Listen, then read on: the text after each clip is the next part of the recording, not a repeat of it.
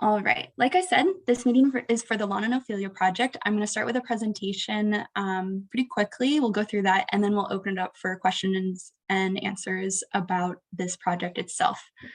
So my name is Elaine Henricks. I am the Education and Outreach Associate at the Pittsburgh Water and Sewer Authority. I help with communications for stormwater construction projects, and I'll be facilitating the meeting tonight. I will be recording this meeting on Zoom and taking notes as well to record the discussion. We will post the recording, the presentation slides, and the notes to the project webpage after the meeting. I've already posted the presentation slides if anyone is on the phone and wants to go to the project webpage at pgh2o.com/lawn-and-Ophelia to follow along. During the meeting, we'll ask you all to mute your microphones so that we can present without having audio background noises. And while the presentation is going on, to ask a question, you can type it into the chat, which is at the bottom, if you're on a computer, at the bottom of the Zoom screen. It's a little chat button that you can open up and then type your questions in. Once we end the presentation, we'll answer questions from the chat one by one, and then we'll also allow you to unmute your microphones to do some verbal question and answer.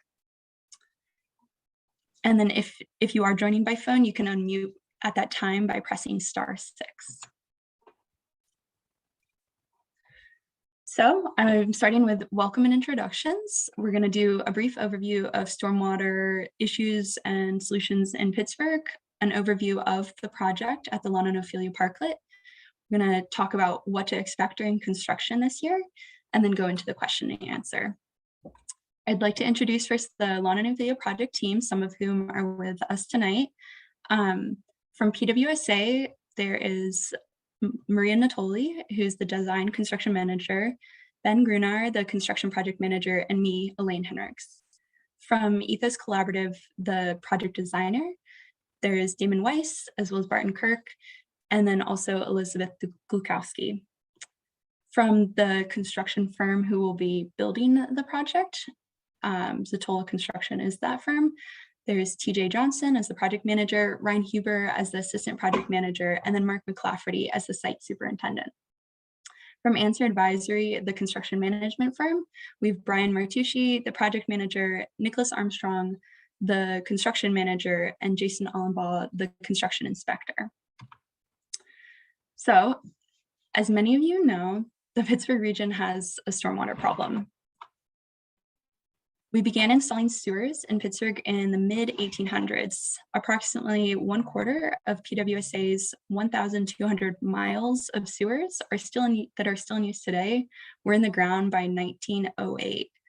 The bones of our sewer system were designed for a different time, when there was less people living in the city, more green space, and fewer impervious surfaces, which are hard surfaces like paved parking lots, roads, sidewalks, and roofs. That means that rainwater that fell had more opportunities to soak into the ground instead of running off.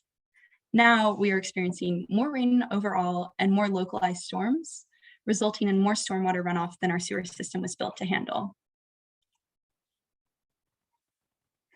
Stormwater often combines with sewage from toilets and sinks in our sewers. If the sewer system gets overwhelmed, instead of sending sewage to the treatment plant to be treated, the system dumps it into rivers and streams, or it can back up into people's basements. It doesn't take much to overwhelm the system. It can happen with just an inch of rainfall or less, and then billions of gallons of overflows of combined stormwater and sewage go into our rivers and streams each year. In response to these growing stormwater issues, PWSA is stepping up. Historically, PWSA has been responsible for the conveyance of sewage. In terms of stormwater, that means that PWSA was responsible for stormwater once it entered the sewer. After it fell on the road, so it entered through a storm drain or a roof downspout, while the city of Pittsburgh then was responsible for the stormwater that was above ground. In 2019, PWSA became a stormwater authority in addition to a water and sewer authority, and we are collaborating with the city of Pittsburgh to delineate who is responsible for what when it comes to stormwater. In addition to working to reduce overflows of combined sewage and basement sewage backups, we're starting to work on flood mitigation to reduce flood risks in the city. Our goal is to build a system that keeps as much stormwater as possible out of our overburdened old sewer system during rainstorms and mitigate flooding. With that overview of the issue, I'm going to pass it over to Maria Natoli to talk about the project design. Hi, so like Elaine said, I'm the design project manager at PWSA. Just going to give you a quick overview of the project. I know a lot of you had been to meetings prior, so I'm not going to go into a crazy amount of detail with this. But yeah, just an overview of what we're going to construct. Next slide, please. So just a brief background of the project area. The Lawn and Ophelia Parklet is city-owned, and it was going to be decommissioned and turned into a vacant lot. The city offered the parklet to PWSA for stormwater control. Sorry, the messages. And the location is the M19 sewer shed, which is one of the largest contributors to combined sewer overflow volumes in the region. The goal of the project is to manage 1.5 inches of rain from the impervious drainage area that goes to the park. Next slide. We've been meeting with various community organizations, including the Oak Cliff Community Organization. We met with them 3 times in the past couple of years just to get some input and give people a heads up about the project. We also met with the Oakland Planning and Development Corporation and had a development activities meeting last November. And that was kind of a precursor requirement to the City Art Commission review, which we needed to get approval for making any modifications to city-owned land. Next. This is an overview of the final design. So like Elaine said, there's going to be a rain garden within the parklet. It's going to include subsurface stormwater storage beneath that rain garden. I believe it's going to be about 10,000 cubic feet of storage. We're also going to include landscaping throughout the parklet, as well as drainage improvements on Lawn Street and Ophelia Street. And then the community requested a couple additions that we included in final design. That includes a crosswalk at the intersection, seating blocks, and then additional trees planted on Lawn Street. Next slide.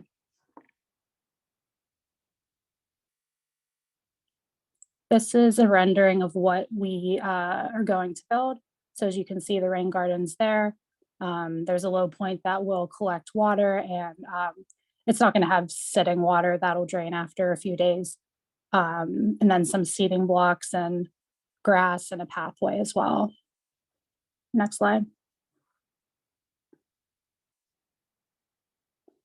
And then this is an overview of the plants that you can expect to see.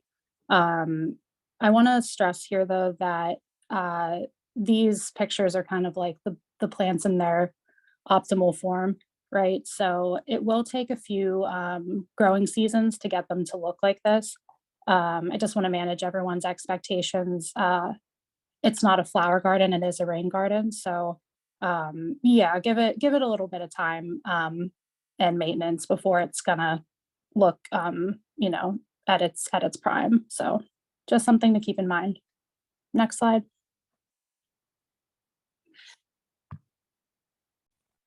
Alrighty, thanks, Maria. So now that Maria's talked about design, I'll go over briefly what you can expect with construction this year.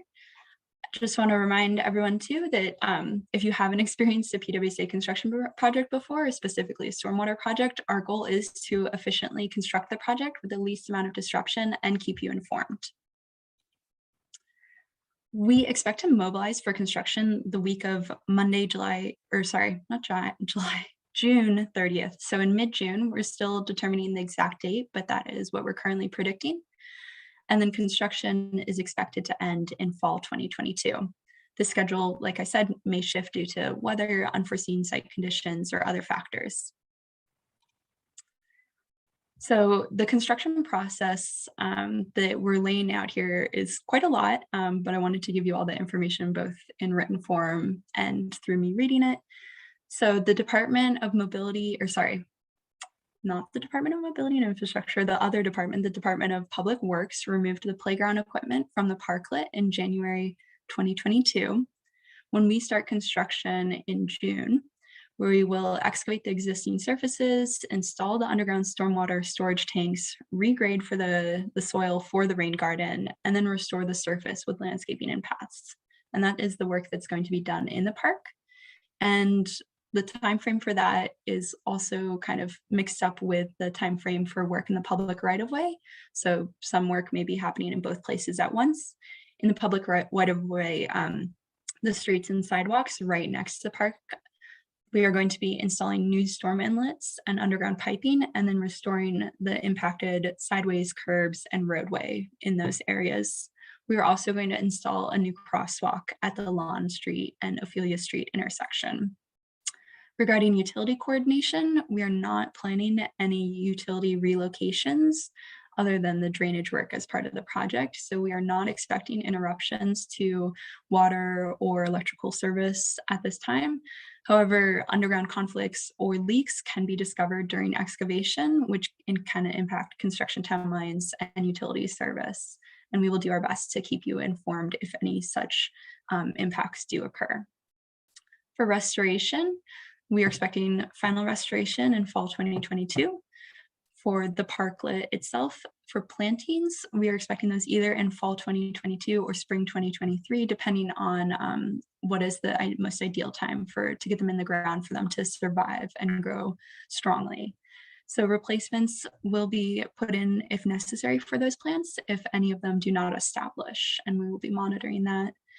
And as Maria mentioned, the plants and trees that we are putting in will grow to maturity over time. So their initial state will be relatively small, and the look of the rain garden will change as the plants grow in. For daily impacts, the typical work schedule that we're expecting is regular days of Monday through Friday, with Saturdays possible. Typical hours are 7 a.m. to 5 p.m. For traffic-related concerns, we are going to be closing Lawn and Ophelia Streets right next to the parklet to through traffic during that time of construction, in order to have our construction equipment able to access the park, as well as the right-of-way work that we're going to be doing in the roadway and sidewalk right next to the park. Traffic signs will be posted during that time as well to inform folks. Regarding parking, similarly, those areas are going to be blocked off for parking during active construction. We will be posting no parking signs on the street 48 hours in advance of the times that we'll need to block the parking. We are not expecting, though, during this construction to block any driveways or off-street parking. But if there were to be such blockages due to changes in construction or unexpected utility work, there is a process that you can go through as a resident with the Pittsburgh Parking Authority in order to request a temporary exemption for your street permit parking area if you do not already have a street permit parking pass. And so if that were to occur, you can reach out to me and I can help guide you through that process. It's pretty simple and it's worked well in other areas. And then when the project is complete, there will be minimal parking loss. For construction communications, that's going to be on me to keep you informed during construction.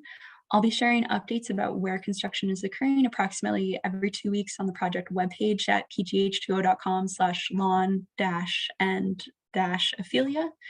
If you're interested in receiving occasional email updates, you can sign up using the form at the bottom of the project webpage. That's also one of the many ways we advertise this community meeting tonight.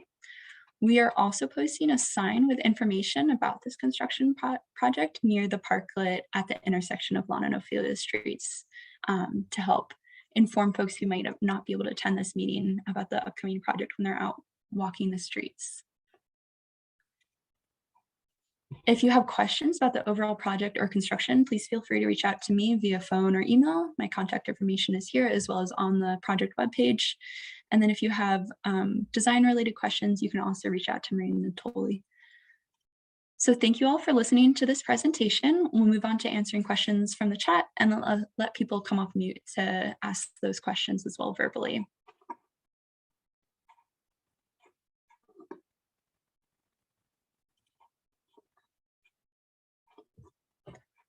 All right, let me get this started. I'll read off some questions from the chat and ask the project team to answer them. I'm gonna scroll back up. I also see someone has their hand raised, so we'll get to you, Bob, as soon as we get through some of these questions from the chat. All right, the first one I see is, have there been any stats gathered about new building projects and the stormwater problem? Like with all of the new building down near the Allegheny River near the Strip, when those went up, did it affect the runoff problem? Where's that data? Elaine, I can assist with answering that question as far as, any generalized development that increases impervious surfaces from the private developer side of things.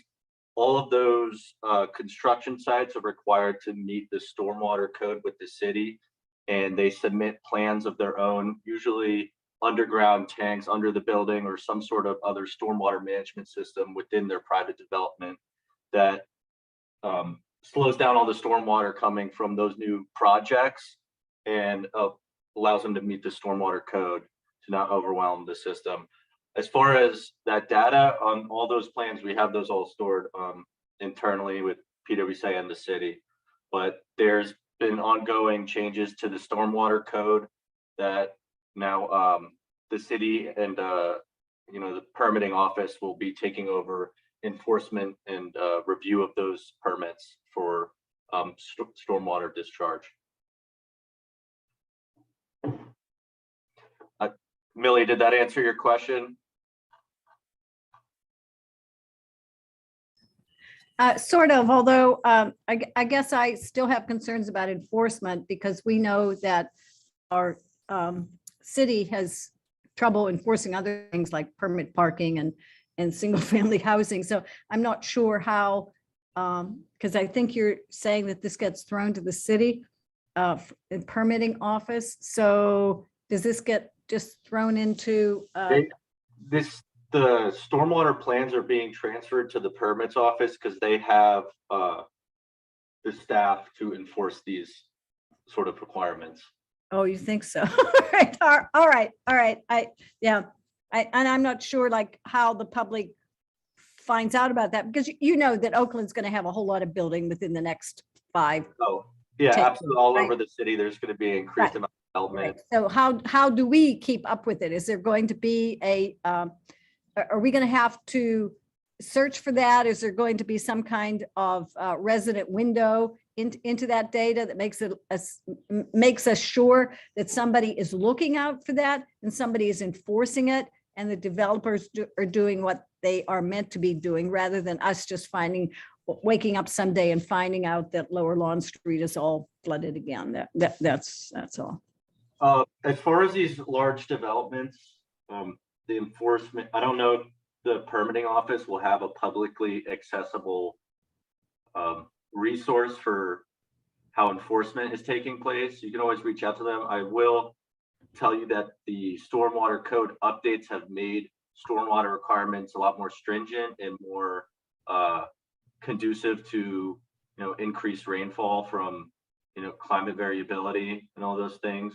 I guess we have seen some of that in recent plans, but about these stormwater gathering things. But since it's rather new, it's hard for me as a resident and a citizen to understand whether what they're doing is adequate. I guess I could say, okay, they're the experts, or hopefully they've had an expert do it. But I'm expecting that we're going to see some problems before we,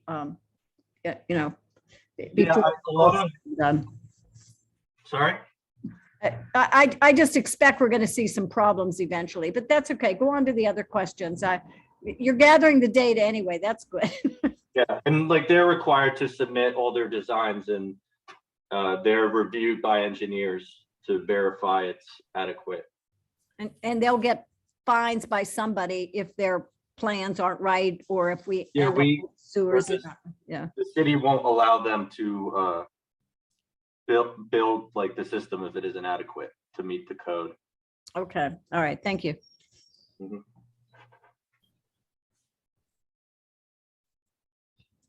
Thank you, Ben and Millie. That was a good discussion. And this seemed perhaps a related question. And what about how new large buildings overload the sewage system? I guess any additional flow coming from all these private developments does increase the sewer system and stresses it out.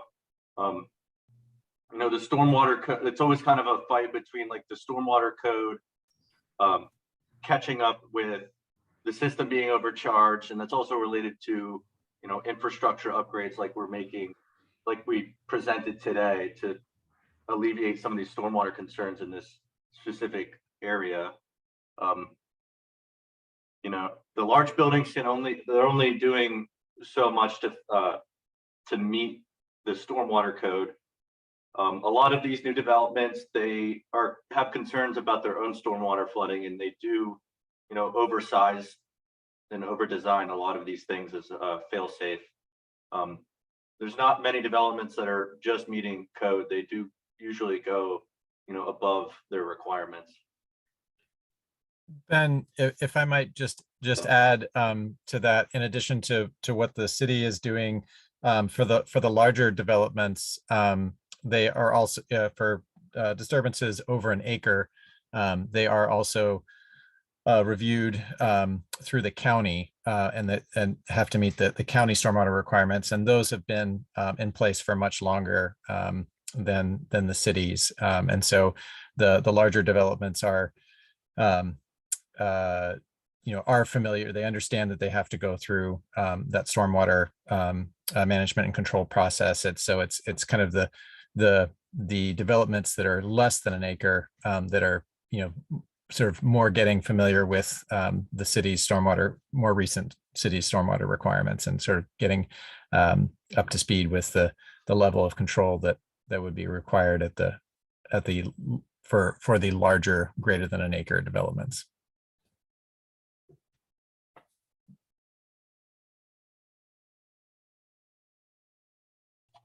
Elena, do you have any more questions on that, or is that okay? I think that's good for now. I'm going to move on to the next question from the chat, or it's actually a comment of it said correction playground. There was going to be decommissioned specifically to fill the need for stormwater storage, done with the encouragement of the RCO, which I think means registered community organization. That was a comment from Joan. So, sorry. So yeah, that's correct. They were going to remove the playground at the park, and then the city let us know that, and the opportunity for a vacant, you know, it was going to be a vacant land, so an opportunity to use it for stormwater. And then I think when we brought that to the community organization, that was viewed in a positive light. So yeah, that's correct. Great. Next question from the chat, also then from Joan. Is any of the water coming from the other street sewers further up the hill? Or does this just capture water coming from the sky? So as we previously mentioned, the drainage area, I believe, is 1.86 acres. So yeah, that's that amount of land, water running off and like on overland is going to the parklet. So yeah, overland water and from the sky.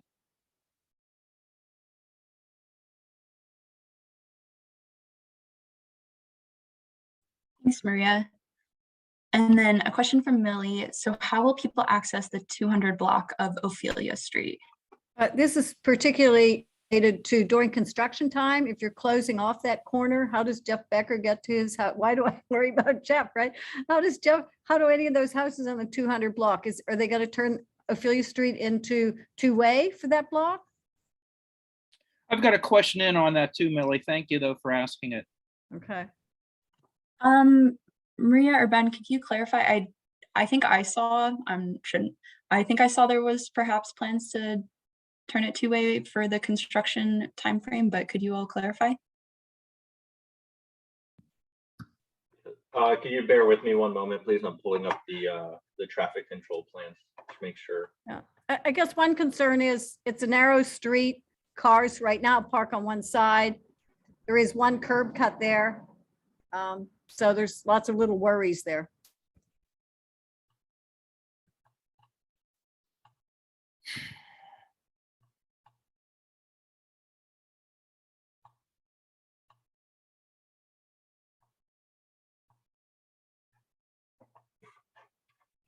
Can we And- circle back to this question? Yeah. Because the other issue would be if somebody does come down the wrong way on Ophelia Street, how do they turn around to get back out? Okay. I understand your concerns. I'm just pulling up some of the documentation I have right now. Do you mind circling back to your concerns and after the next question?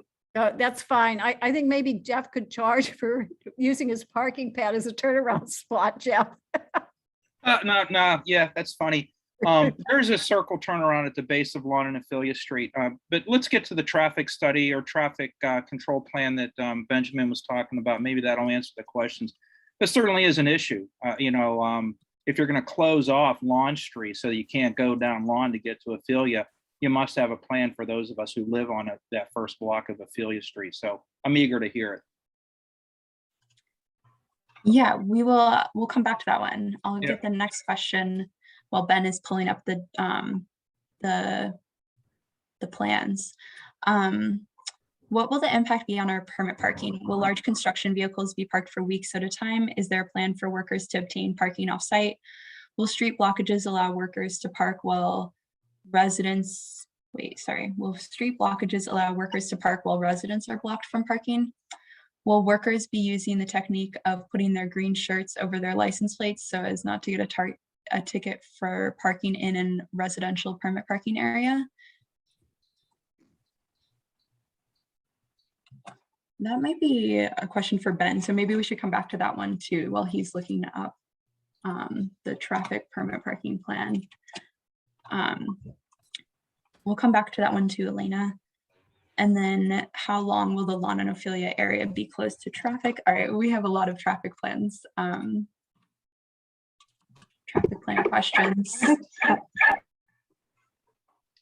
Sorry, I would expect the road closures to last pretty much the duration of the project. So we're gonna start in mid-June. It will likely be done, I believe it's early November, mid-November. So I believe it'll be closed for part of that. But we'll let you know when we review that maintenance control plan. Okay, thanks, Maria, for a bit of information. I see Jeff's question in the chat also related to the 200 Ophelia Street and the 200 block. So I'm adding that to our notes for that area when Ben gets the map pulled up. And then Elizabeth Gray. Hi, this is Jeff. It really relates to everybody who lives, as Millie said, from, in the 200 block of Ophelia Street. I happen to live the furthest from the intersection with Hamlet, but everyone who lives is going to have to figure out, I guess, I assume you guys have a plan for this, figure out how they're going to get, to their homes or their residences. A lot of the people who live on Ophelia Street are tenants. But they are going to have to figure out how to come down Ophelia, apparently with Lawn closed off. I imagine that the turnaround at the very base of Lawn and Ophelia Street hopefully will remain open. I don't see how any other way you're going to turn people around. And hopefully that won't be, congested by construction equipment. You will, in fact, have a kind of a plan where people can safely turn around and then come back up and park, near their house. But there is the issue of when a car leaves and they face a car coming down, how do you mediate between those, those two cars on a street that's really too narrow for two cars to pass safely with a parking lane? I think I'm really surprised at this stage of the project to learn that you're going to close off 1 and Ophelia Street for 6 months. I don't recall ever seeing that in any other plans or hearing that in any other community meetings. But you know, you're looking that up, so I guess I'll have to hear what the plan is. I mean, it's an extraordinarily steep hill. The inconvenience of forcing, well, you can't do that. You can't make, there's no other parking. You can't make people walk down Ophelia Street to get to their house, carrying groceries or, you know, a new chair or whatever. So I'll wait to hear what the plan is, and then we'll go from there, I guess. So anyway, thank you. Ben and Elaine, this is Barton. I didn't have the MPT plan committed to memory myself, but I did look it up. I don't know, Ben, if you were able to find it. No, Yeah, I can speak to it. Please? Thank you. Yeah. So Ophelia Streets, and I apologize. I am not the project manager on this, so I'm just reading the plan myself. But the plan, the proposed plan for this, it's ultimately the decision of the contractor in terms of how they need to navigate the site. But my understanding is that they are utilizing the recommended plan that we provided, and that is to make Ophelia two-way to allow for two-way traffic on Ophelia, to allow folks to return. Now, exactly where the turnaround would be is not specified, and that is something that we should, especially hearing folks' feedback here, should try to clarify with the contractor and how they are providing that turnaround relative to their laydown space, and whether or not that will need to move during various phases of the construction. Ethos, care of Kirk. Have you walked the street? I mean, have you seen? Oh, absolutely, yeah. Okay, so then you know what Millie pointed out. Mm-hmm. If cars park on the south side of Ophelia as they do now, yeah, please tell me how there's two-way traffic possible on Ophelia. So there, I will go back to double check because I don't have the dimensions here in front of me. But my understanding, that this would work as a yield street, the way many other narrow streets in Pittsburgh work. There are many situations where you can't have two cars side by side with parked cars. So basically, you have to, it's basically negotiated between the drivers. One driver has to yield to the other as they progress through, but there is insufficient width to have both parking lane and 2 lanes of traffic, and that is classified as a yield street. It is still two-way, but they exist all over the city. And particularly, in a construction situation, that is the way that we navigate to be able to make the improvements. It is understandably an inconvenience and difficulties. So we understand and the challenge that it causes, but we also have to work out a workable solution to get the improvements constructed. I find that to be an amazingly optimistic point of view, and one offered by a person who's not going to have to deal with this issue. I don't mean to be difficult, but the street curbs are very high. Cars are going to have a hard time climbing the curb in order to create a yield situation. The tenants move in, they're students, they move in August, July, August. They have no cultural history about our neighborhood. There's going to be some education necessary, I think, to encourage people to, in fact, park partially on sidewalks as they do in other yield streets. I'm familiar with the city of Pittsburgh. I've lived here 30 plus years. Right. And I think you should also consider whether there can be some sort of workarounds on Lawn Street itself during the construction process. So if you're offloading equipment or Materials, okay, maybe you're closed for a period of time, a few hours maybe, but you know, there's a sidewalk down there that can be sort of navigated around by cars. I've been looking forward to this project for years. I mean, literally years that it has been on the planning board. I have never heard before tonight that you were going to close Ophelia Lawn Street for 6 months and then have some, you know, sort of jury-rigged plan to create a yield street on a street that's never seen such a thing before and has really, I think, a hardscape that is difficult to pull that off. On other yield streets, people go up on sidewalks. There's little cutouts that they can move around. You know, now you're telling me that you don't think you're gonna, you know, that the turnaround at the base of Ophelia Street might not be available if you have to stack material. Guys, men and women, I'm sorry, people. I feel like you're just sort of dumping this on us with like a month to go, and all of a sudden sort of saying, well, good luck.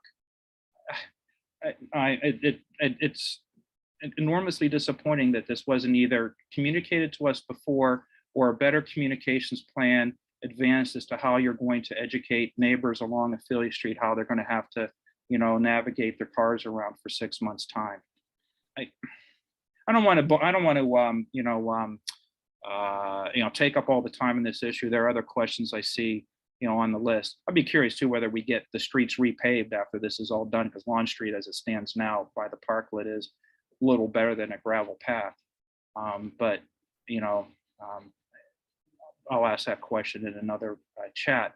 But I really do emphasize that what I've heard so far strikes me as a very difficult process for navigating the block of Lawn Street. Whereas a hill that's, you know, you guys know it, you did the research, you did the engineering work. It's a very steep hill. You can't even see cars coming up the hill until you crest and get down it.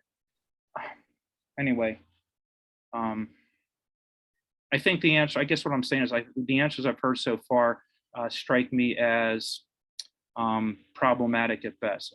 In other words, I don't think they're going to work that well. I think you're going to have a lot of trouble. And we're going to have a lot of trouble as residents in order to realize this project.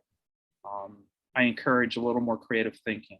Maybe a less rigid closing of Lawn Street during the project. Things like that. Thank you. Well, I appreciate you providing your concerns. They're definitely, we will, as the design engineer, working together with the PWSA team, the construction management team, and the contractor, the concerns are noted, and I can assure you that we will revisit the maintenance and protection plan together to see what we can do to try to mitigate those concerns to the best of our ability. Thank you. Thanks. Okay, so that was good to hear. I heard that as answering some of the questions about the traffic. Do we also want to circle back right now to answer some of the questions about the permit parking? To the impact of the permit parking, I can read that again for the project team. The question was from Elena: what will the impact be on our permit parking? Will large construction vehicles be parked for weeks at a time? Is there a plan for workers to obtain parking off-site? Will street blockages allow workers to park while residents are blocked from parking? Will workers be using the technique of putting their green shirts over their license plates so as not to get a ticket from parking in a residential permit parking area?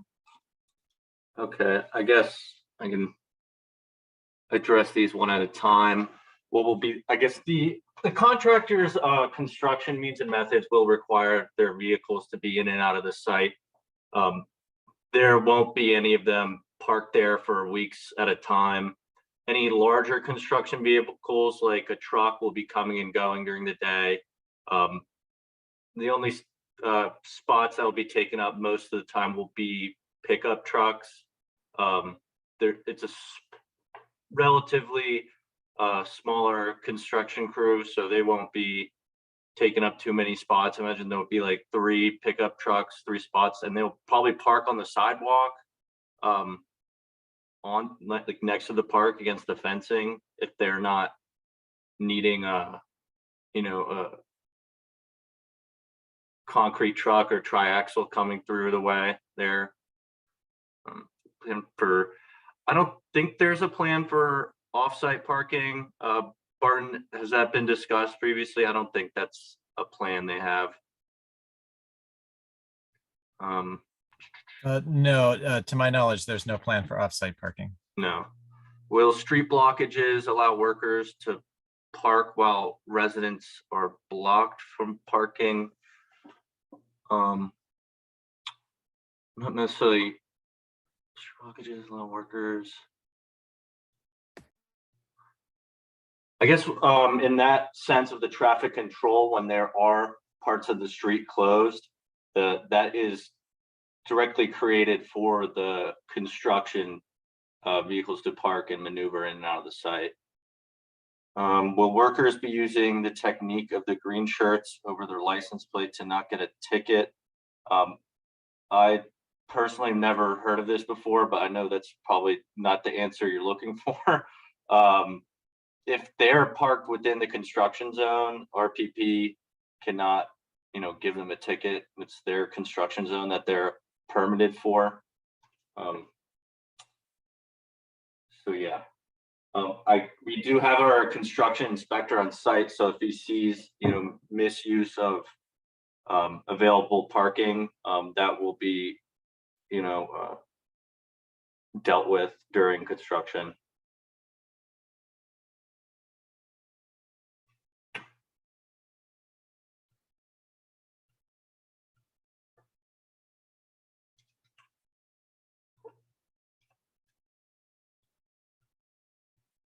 Okay, thank you, Ben. I was typing up those answers. And then next question that I have on the chat is, will these permits be accessible through One Stop or through Civic Central? Elizabeth, is that in reference to construction permits or in reference to parking permits?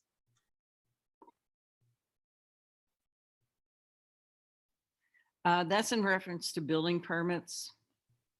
Oh, our previous discussion? Yeah. Yes. I don't know of the public availability of these, stormwater construction management sets. I don't know. Currently, anything that gets a permit in the city of Pittsburgh does appear on One Stop and or Civic Central. So if you're turning over that part of the deal to the city, then I'm going to assume they will be on there, but maybe Bob Jarlin can give us a better idea. Yeah, I'm not aware if the city stores these private stormwater management permits on One Stop. I know they, send letters back and forth and approve them, but I don't know if it's built-in process in One Stop or not. I'm sorry, I can't. I mean, we can get back to you on that question. Okay, yeah, if you could, please. But as far as the construction permits, yeah, those will be, you can find those on One Stop. They're like the typical, DOMI construction permits for work allowed to be occurring, When does the city take over your permits or the permitting process? When does that move over to PLI? It's currently in the process. We're planning out a training sessions with PL&I permit reviewers. Okay. Yeah, So it's a joint effort between PWSA and the Department of City Planning to train the PL&I department of the city. okay. Thank you. Mm-hmm. Thank you, Ben and Elizabeth. And again, the next question is talking about the stormwater development. What text would there be in the developer's proposal that shows they desire to conform? Oh, that's kind of within their requirements for a stormwater permit. They submit pages and pages of calculations and blueprints and plans of what they're designing with their building to manage stormwater.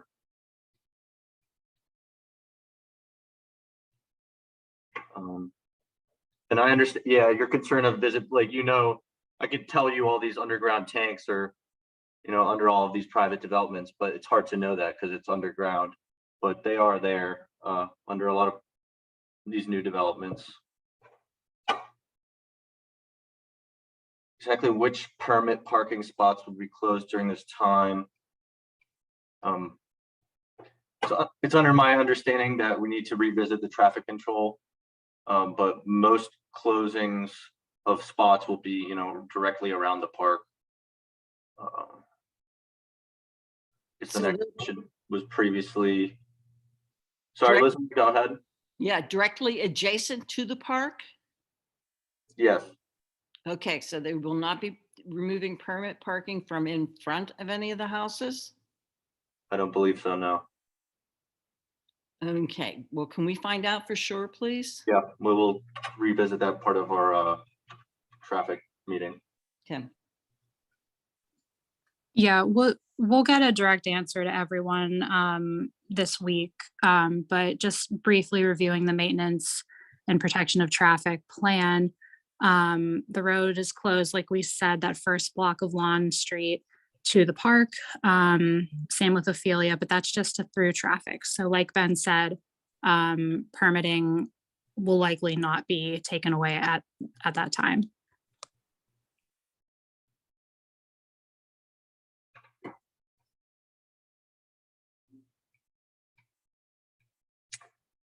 Dust mitigation, worker feeling.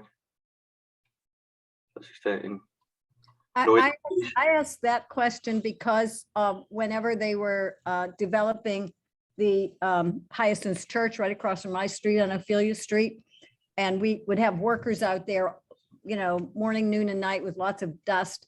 And I would say to one of them, could you keep the dust down? Could you keep the noise down? And the response would often be, oh, we'll be done tomorrow. But these crews don't understand that the work is 6 months long. So the fact that that person might not be on site tomorrow doesn't mean that it's a continuation. And we have had problems with dust mitigation and muddy water whenever the Walnut Capital was working on their parking garage at the corner of Craft Place and Ophelia Street, and it was running down, the muddy water was running down into the storms. So I guess we need to know a name of somebody to call when we see these problems. Okay, yeah. I mean, to preface that, there are erosion and sedimentation controls within the construction period that will be used by the contractor to mitigate dust or any like muddy water developing. As far as noise goes, the contractor is only allowed to work within a certain time period from, and have loud noise. I think the earliest they can start working is at 7, but if it really becomes a nuisance, you can contact, Elaine, and we can address those issues. All right, thank you.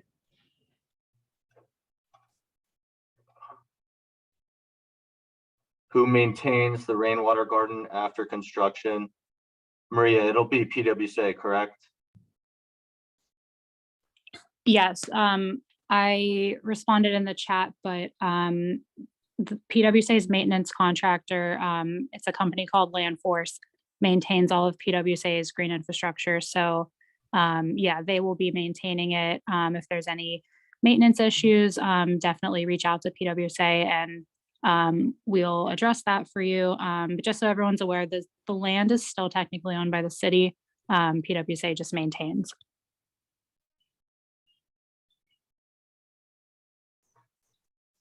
And then Joan asked, what text should I look for? Is that in reference to us getting back to you all about the traffic control, or could you provide some clarification? Sorry, no, what text should I look for in developers' paperwork to show that they recognize storm runoff and all? I'd like to, There's those permits have summary pages that include, you know, briefer descriptions at the front of them to, you know, kind of. good, just tell me what text, when I review their proposals, let me know, please, what text I need to look for. That's all. I'm sure it's going to be written there, but just tell me what text. Oh, yeah, hold on, let me, I'll. Don't do it now because I can't copy it, right? Sorry? But, you know, just, I need to know what text to make sure that the developers are conforming willingly. Yes, I'm going to pull up a text excerpt and paste it into the chat. And just, Oh, yeah, just some clarification. These stormwater private development permits that we're discussing is sort of unrelated to this project and construction as a whole. I'm just talking as, you know, talking about the buildings and developments that go up. right.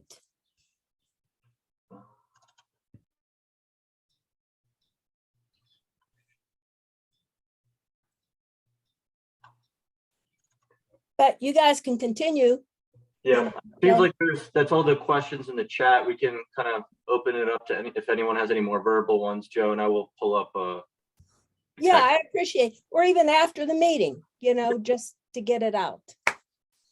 Hi, this is Jeff. Let me renew my question about, does the project call for paving the section of Lawn Street and or Ophelia that might be damaged or in need of paving following the project? So right now, I'm sorry. sorry, my computer's being weird. Yeah, so okay. right now the project area does not include paving the street up to that extent.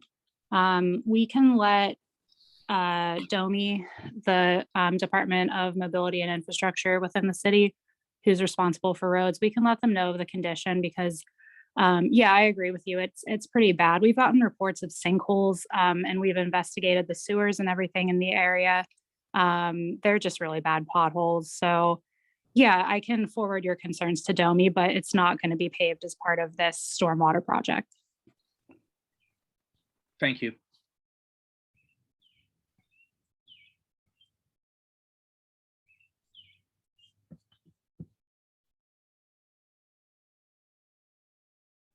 I added one comment there about there's a little piece of the sidewalk at the intersection of Lawn and Ophelia Street. It was damaged by a contractor building a curb cut for new construction right near Jeff's house.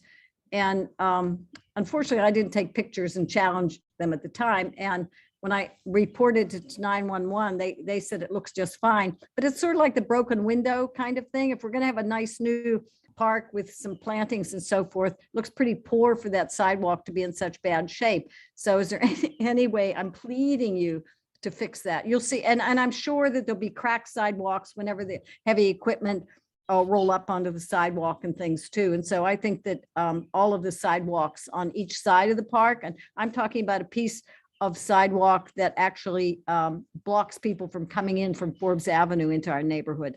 So it's right at the very, very tip of the Ophelia Lawn intersection, and it's on the Forbes Avenue side. I concur with Millie. It's someone jackhammered it, you know, years ago, and that has never done anything with it since then. And the sidewalk just continues to deteriorate. It should be repaired. Yeah, we can look into that. We don't have plans to replace the sidewalk. But yeah, like while crews are already mobilized, it could be something we could incorporate as part of the project. We'd have to look into it first though. Definitely look at it. It's not a lot, but you know, not repaired, it'll continue to break apart. Yeah. Thank you, Millie, for bringing that up. Yep. Thanks, Jeff and Millie. We can look into those sidewalk issues. And kind of goes in hand with the paving, like we can contact DOMI, but if it's also like in the middle of, like right on the construction area and, you know, it'll get deteriorated, it's definitely a high possibility that can be completed. Joan, I did paste a little text excerpt into the chat that's kind of like the definitive statement of a report. that it, meets those code requirements.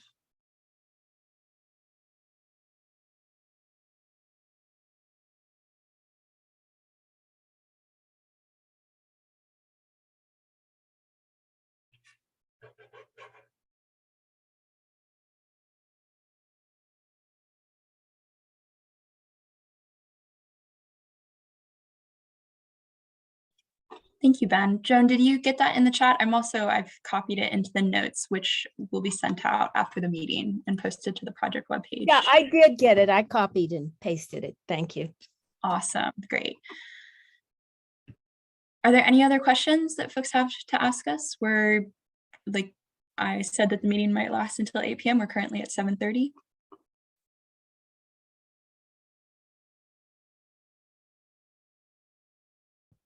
This is Elena Zaitzoff. I'm just making a request that everything you said tonight, that you will get back to us about. A lot of it was about the construction plan and parking and traffic. If you would, you have our email addresses. If you would just email that out to everybody on this call, that would be appreciated. That is my plan. So for everyone who attended tonight, I'm going to add you to our project contact list if you're not already on it. And then in the notes that I'm taking right now, I have noted action items where we've said that we're going to provide some additional information. And I'm planning to include those updates in the notes when they are sent out. Elaine, are you looking for also like a specific, sometimes it's easier, I know, for myself, instead of reading a PDF document, to just read a straight email. Would you prefer that as well, like the answers in the body of the email itself? I don't think I have a preference. Okay, I'll see how much I can fit into an email itself, and the rest will be in the PDF. Okay, whatever.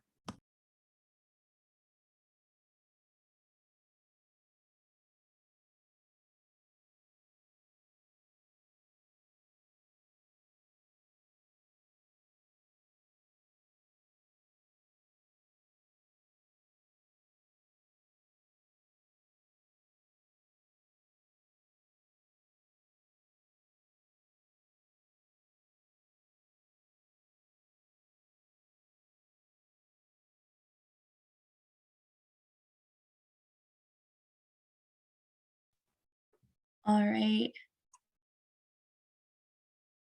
Does anyone else have any further questions for the project team? If not, you do have our contact information. I can also, for folks, put into the chat for the folks who are left, the URL for our project webpage, which is pgho.com/lawn-and-Ophelia.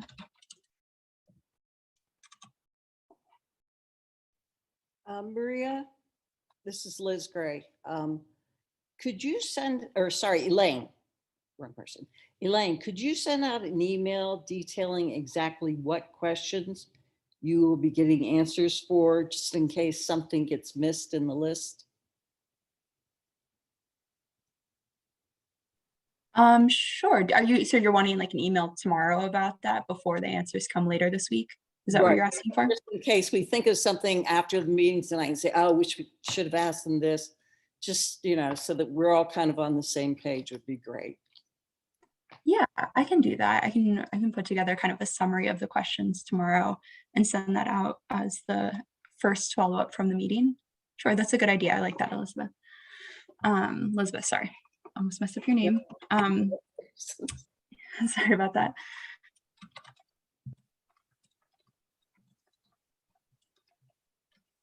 All right, I will do that. I'm putting that as an action item for the action items. Is there anything else? Otherwise I can end the meeting and you all can get back to your evenings.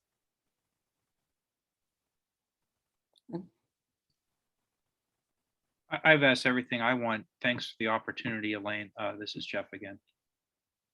Thank you, Jeff. Yeah, as others said previously, we really do appreciate your feedback. And I do have several things where we're going to follow up and get you all more definitive answers, and as well as like things that we mentioned of revisiting some of our plans to see if we can make improvements. Okay, thank you. Sure, thank you. Thank you all. Have a good night.